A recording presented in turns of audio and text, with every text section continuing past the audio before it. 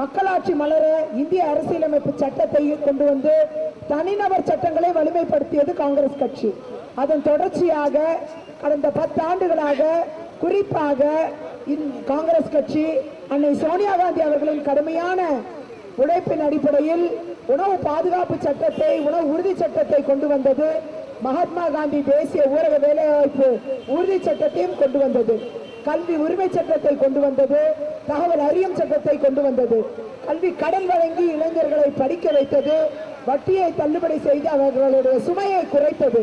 எனவே இது போன்ற பல்வேறு விவசாயிகள் நலன் சார்ந்த சட்டங்களை கொண்டு வந்து இந்த நாட்டில் விவசாயத்தையும் உயர்த்தி பிடித்தது.